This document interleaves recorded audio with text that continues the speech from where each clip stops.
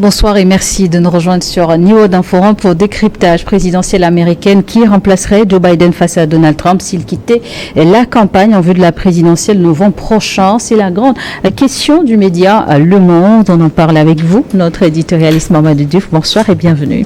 Merci Charlotte, bonsoir. Bonsoir. Alors aux États-Unis, les doutes sur la capacité de Joe Biden, 81 ans, à maintenir sa candidature pour l'élection présidentielle dont le pays en novembre prochain rejaillit vendredi dernier. Vendredi dernier après un premier débat confus contre son adversaire républicain. La question, le président actuel Joe Biden n'est-il plus le même qu'il y a 4 ans quand il prenait le pouvoir?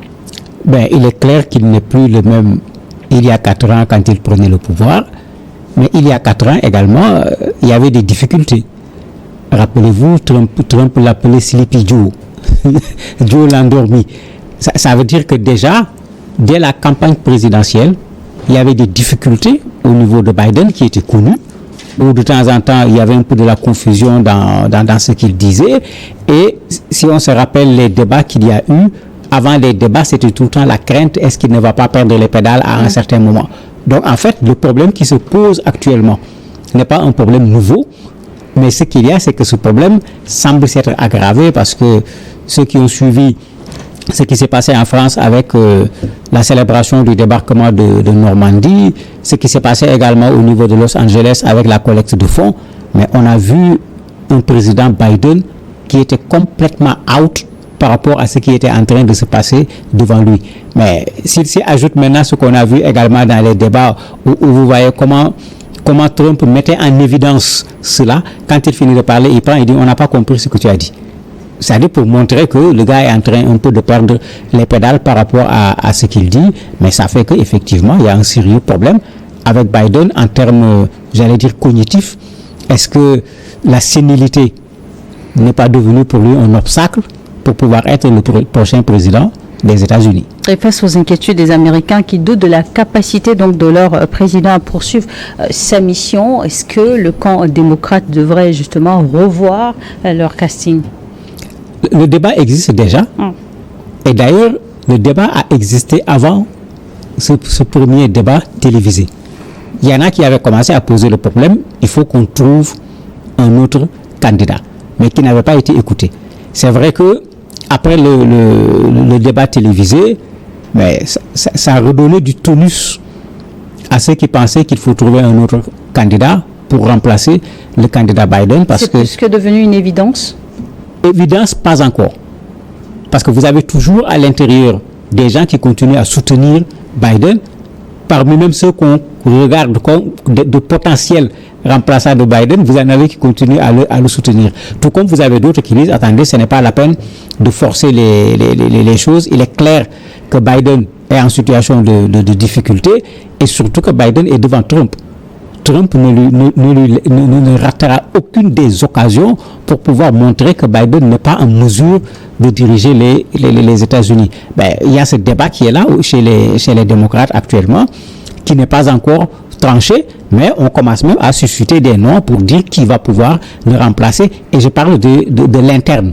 Sans compter qu'au niveau des États-Unis, il y avait des voix également qui se lèvent en disant, mais attendez, il ne faut pas exagérer, le monsieur n'est plus en mesure d'être le président des États-Unis. Le conseil d'administration du New York Times appelle clairement Joe Biden à se retirer de la course et que ce serait pas, en tout cas, prudent de maintenir sa candidature. Est-ce que également, de part et d'autre, ne fusent pas des pressions sur le camp démocrate? Mais c'est ce que je dis. Vous avez le débat à l'interne.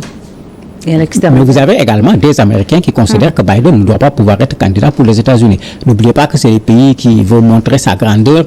N'oubliez pas que quand vous voyez un président des États-Unis, même quand il monte sur son avion, quand il descend, à un certain moment, il accélère les pas pour montrer qu'il est en bonne forme, qu'il est en très bonne santé, etc.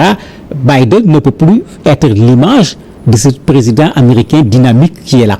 C'est extrêmement clair. Mais c'est pourquoi ce journal prend carrément position pour dire clairement au président, c'est bon, faut pas aller plus loin. D'ailleurs, c'est pas la seule entité qui prend cette position, qui n'est pas ce que j'appellerais une position politique. C'est-à-dire, ils ne le disent pas en tant qu'entité politique, mais ils le disent en tant qu'Américain, en considérant qu'attention, lui, il ne peut pas porter l'avenir des États-Unis dans les conditions actuelles. Mais c'est là où Biden risque d'avoir des problèmes, parce que plus on va le voir faire des gaffes, mais plus il y aura des Américains qui ne sont pas dans le camp démocrate nécessairement, qui ne sont pas ses adversaires également, qui ne sont pas dans le camp républicain, qui vont dire non, alors que qui va voter? Mais ce sont ces Américains-là. Mais si les gens commencent déjà à montrer qu'on ne lui fait pas confiance pour le futur, si les démocrates se rendent compte qu'une bonne partie des populations risquent de ne pas voter pour lui, mais c'est un problème. Mais n'oublions pas aussi qu'aux États-Unis, mais si Biden devenait même président de la République et que ça continue, mais on peut introduire une requête demandant à ce qu'on fasse le bilan de santé du président de la République et demander qu'on l'empêche de continuer à être président parce qu'il n'a pas les facultés qu'il faut. Rappelez-vous, on a voulu faire ça à Trump à un certain moment et il avait refusé de faire cet examen que lui-même il demande de temps en temps à Biden de faire actuellement. Joe Biden, 81 ans, Donald Trump, 78 ans chez les démocrates. En tout cas, la question est débattue, trouver une alternative. Mais le président lui-même déclare qu'il ne reculera pas. Mais tout à fait, quand on regarde ce qui s'est passé juste après le débat, bon, tout le monde s'attendait peut-être à ce qu'il y ait un recadrage par rapport au président, qu'on revoie les choses, mais il est parti directement en campagne. Bon, effectivement, on a vu quand même un autre... En campagne, il a déclaré, il est vrai, je ne suis plus jeune, j'en ai conscience, je ne marche plus comme avant, je ne parle plus comme avant, mais une chose est certaine, je cite Joe Biden, je sais faire ce que je suis en train de faire, c'est-à-dire diriger et être président de la République. Mais une très bonne communication, c'est-à-dire reconnaître ses faiblesses, puisque il n'avait pas le choix, parce que tout le monde a vu, hein, c'était tellement évident à la télé que s'il disait le contraire, on va se demander, mais est-ce qu'il est normal? Mais vous voyez ici, ce qui devait être une défaite, il est en train de vouloir le récupérer. Et cette fois-ci, effectivement, on a vu un Biden beaucoup plus pimpant que le Biden qu'on a vu au niveau du débat, mais ce qu'il a dit, c'est clair, c'est limpide, ça n'a absolument rien à voir avec ce qu'il disait auparavant. Mais malgré tout, ce qu'on lui reproche, ce n'est pas qu'il ne soit pas en mesure d'être président des États-Unis. Il l'est déjà. La crainte des gens, c'est qu'une aggravation de cette situation où, de temps en temps, franchement, il n'est plus le président des États-Unis. Je ne sais pas s'il s'en rend compte lui-même ou pas, mais il y a des moments où, effectivement, c'est autre chose. Si je reprends le cas de la célébration du débarquement de Normandie, malheureusement, les vidéos sont là. Un Américain qui regarde cela, eux qui considèrent que ce sont les plus forts, ce sont les plus grands du monde, ce sont les plus puissants, qu'on voit leur président en situation de faiblesse jusqu'à ce niveau, est-ce que les Américains, de façon générale, pas seulement les démocrates, vont l'accepter? Mais ça va faire l'objet d'un très gros débat certainement d'ici son investiture ou même après, si le camp démocrate persiste en l'investissant. Et en cas de retrait du président américain avant l'investiture, que va-t-il se passer? S'il se retirait, il y a ce qu'on appelle la logique. Il y a déjà une vice-présidente qui est là, Kamala Harris, qui même en cas d'empêchement aujourd'hui, c'est elle qui devrait prendre la place du président de la République. Mais son cas fait l'objet de débats également au niveau des démocrates. Les gens considèrent qu'elle s'est trop cachée sous l'ombre du président de la République. Elle n'a pas de popularité parce qu'on va vers des élections, de sorte que même dans le camp des démocrates, c'est en fait le remplacement le plus simple, c'est le remplacement le plus logique, mais les gens craignent qu'elle puisse tenir devant Donald Trump. Et ça fait que certains disent non, celle-là, c'est vrai, la façon la plus simple c'était de la prendre, mais on ne croit pas qu'elle puisse nous mener à la victoire. Ça amène maintenant à sortir d'autres noms, y compris même des noms inattendus. Michelle Obama. En lisant, quand j'ai vu son nom, je me disais, mais qu'est-ce que les gens vont chercher? Mais ça ne va pas être évident parce qu'elle ne s'est pas mise dans cette posture. Plusieurs fois, on l'a accusée de vouloir devenir présidente. Elle avait tout le temps démenti. Donc, pour le moment, on n'a pas vu en elle ce désir-là, mais son nom est cité. Certains disent c'est de la fantaisie, d'autres disent c'est du possible. Vous avez une autre dame également, Hillary Clinton. N'oublions pas que c'est elle qui avait affronté Donald Trump au moment où Trump gagnait les élections. On se dit si c'est pas Kamala Harris, ça pourrait être elle. Mais vous avez surtout le gouverneur de Californie qui, malgré qu'il maintient son soutien de façon très forte à Trump, qui est considéré à Biden plutôt comme un des troubles faits qui pourrait prendre la place de Biden. Il n'est pas le seul. Il y a la dame également qui est gouverneure du Michigan. Il y a la sénatrice également du Minnesota. Pour dire que ce n'est pas qui va remplacer qui va être le problème, mais la difficulté.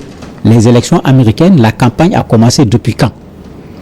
C'est-à-dire qu'il va falloir recommencer, revoir les stratégies, parce qu'on change de candidat. Et justement, est-ce que tout ce processus justement ne poserait pas un problème de calendrier au parti? Non, ça ne va pas poser un problème de calendrier, parce que si c'est le parti qui décide du changement, c'est que le parti se rend compte que Biden ne peut plus faire l'affaire. Mais continuer avec Biden, aller échouer, c'est garanti en ce moment. Mais prendre un autre et se dire qu'on peut potentiellement gagner, je crois qu'on ne doit plus poser un problème de calendrier. C'est vrai que la personne va devoir, sur une période beaucoup plus courte, faire sa campagne, alors que si on se rappelle, Trump a commencé sa campagne au lendemain de la proclamation des résultats qu'il a contestés. Trump n'a jamais arrêté de faire campagne, en particulier contre Biden. Je me demande si on lui amène un autre candidat, même est-ce qu'il va pouvoir trouver des arguments, parce que Trump n'est jamais sorti de la campagne électorale depuis qu'on lui a dit qu'il a perdu les élections, ce qui n'a du reste jamais reconnu. Qui serait prêt à prendre le relais à 4 mois du scrutin aux États-Unis? C'est l'une des grandes équations dans le camp républicain. Non, démocrate plutôt. Oui, dans le camp démocrate, c'est une des grandes réflexions, et je me dis plus cette question de l'investiture va s'approcher, plus ils vont devoir regarder les choses en face. À quoi bon prendre le temps d'aller l'investir alors qu'il y a un problème de temps qui se pose, pour ensuite lui demander de désister et de le faire remplacer par une autre personne? Certainement, il y a des débats à l'interne qui vont être des débats extrêmement difficiles, puisque d'habitude, c'est l'ancien président qui est le candidat pour avoir un second mandat. C'est ce qu'on a vu de façon régulière. Il a encore des soutiens au niveau du camp démocrate, même parmi ceux que l'on considère comme des potentiels remplaçants. Hillary Clinton, par exemple, Michelle Obama, dont je parle, on les a vus dans la campagne faire campagne de façon extrêmement claire pour le président Biden. Est-ce que toutes ces personnes accepteront à un certain moment de dire, mais attendez, on va droit vers le mur, on s'arrête, on change de candidat, on change de stratégie et on cherche un autre cheval pour pouvoir gagner ces élections? Ce n'est pas évident. Il y aura un débat à l'interne et vous avez des soutiens à Biden qui sont des soutiens qui, eux, considèrent que c'est lui qui doit continuer la course contre le président Trump, contre l'ancien président Trump. Et c'est justement une situation qui placerait Donald Trump, lui, en favori? Mais il est déjà en posture de favori, parce que, comme j'ai dit, lui, sa campagne n'a jamais arrêté. Vous voyez à son procès, quand on a posé les problèmes, quand tout le monde s'est dit, mais attendez, il y a de gros risques, il risque de ne pas être candidat, mais ses partisans ont cotisé de l'argent comme ce n'est pas permis. C'est-à-dire sur ses partisans, pour ne pas dire sur ses adeptes, parce que ça ne ressemble même plus à des militants politiques. Il n'y a aucun effet de ce qui est fait jusqu'à présent. Il le comprend tellement bien que quand il parle, il sait s'adresser à ce public-là. Donc ça, il est là avec son potentiel de votants qui sont là, qui n'attendent que les élections. Maintenant, si Joe Biden se présente d'une certaine façon, ceux qui doutent, ceux qui craignent pour l'avenir des États-Unis, ceux qui s'interrogent, est-ce que celui-là pourra être en face de quelqu'un comme Poutine, par exemple, avec tout ce qui existe comme problème avec Poutine, est-ce qu'il pourra faire face à la Chine, etc. Ces gens risquent de dire, mais attendez, il vaut mieux laisser Biden de côté et aller voter pour Trump. Et ce transfert va pouvoir, bien sûr, être un avantage réel pour Trump. Et pour terminer, Mobandou Diouf, que dire justement de ce premier mandat de Joe Biden à la tête des États-Unis? Il n'a pas eu un mandat facile. N'oublions pas qu'il a hérité de Covid, que Trump avait vraiment négligé jusqu'à ce qu'on voit la situation qui est arrivée au niveau des États-Unis. Il n'est pas sorti de ce problème. On est actuellement sur la guerre avec l'Ukraine, où les Américains, il faut le dire, jouent un rôle important en termes de financement, etc. Son mandat s'est caractérisé avec cette opposition avec Poutine, cette opposition également avec la Chine. On n'a pas trop senti Biden comme Trump savait le faire. Mais il faut dire que c'est deux personnages quand même qui ne sont pas du tout les mêmes. Mais malgré tout, il a tenu la maison. C'est ce qu'il a dit après le débat quand il parlait. Il est capable d'être le président des États-Unis, il l'est, etc. Il a quand même tenu la maison, mais on n'a pas vu cet États-Unis où à chaque fois le président rendait fiers les Américains de par son comportement, de par la façon dont il monte sur l'avion, par la façon dont il va faire son footing pour montrer aux gens qu'il est en forme. Il y a des éléments, il y a des aspects que les Américains n'ont pas vus avec lui. Mais d'ailleurs, ils ne le verront pas trop également avec Trump parce qu'entre les deux, l'écart d'âge est de 3 ans. En matière de politique étrangère, a-t-il réussi à renforcer l'influence américaine dans le monde et plus particulièrement en Afrique durant son mandat? Mais en Afrique, il ne faut pas qu'on se casse la tête. Les Américains ne s'intéressent pas à l'Afrique en termes de développement ou quoi que ce soit. Quand vous regardez la campagne électorale, vous regardez le nombre de fois dont on parle de l'Afrique, ça montre que nous ne sommes pas un centre d'intérêt pour les Américains.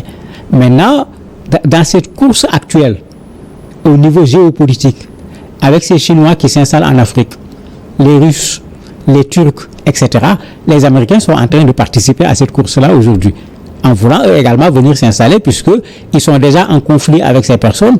Les États-Unis ont tout fait à l'époque pour que, quand il a fallu voter aux Nations Unies, que les Africains votent contre la Russie pour la guerre avec l'Ukraine, ils ne l'avaient pas réussi totalement. Et vous avez vu maintenant, les Américains et les Russes passent tout leur temps à venir dans les continents africains pour qu'au moins, d'un point de vue diplomatique, avoir ces gens de leur côté, sans compter bien sûr leur désir permanent d'exploiter les ressources des Africains. Présidentielle aux États-Unis, d'après vos analyses en tant que justement spécialiste de la communication, Joe Biden devrait-il ou non accepter de se retirer? À mon avis, quand on regarde la situation actuelle, il a intérêt à se retirer. Parce que un gros couac risque d'arriver, et si ça arrive alors qu'on est très proche de la date des élections, s'il se retire, son remplacement n'a même pas le temps de mettre en place une stratégie, encore moins de dérouler une stratégie. Donc au lieu de courir ce risque, n'oublions pas qu'il s'était cassé les pieds ici facilement sur une chute. Il faut éviter de revoir encore ce genre de choses parce que la campagne va aller s'accélérer. En s'accélérant, la campagne va devenir beaucoup plus intense. Est-ce qu'il pourra porter tout cela? Et est-ce que cette campagne ne va pas davantage faire découvrir qu'en fait, ce que l'on crée sur le plan cognitif, c'est encore plus profond que ce qu'on a déjà vu? Merci, Mamadou Diouf, d'avoir accepté notre invitation. Merci à vous de nous avoir suivis dans Décryptation Niveau Info 1.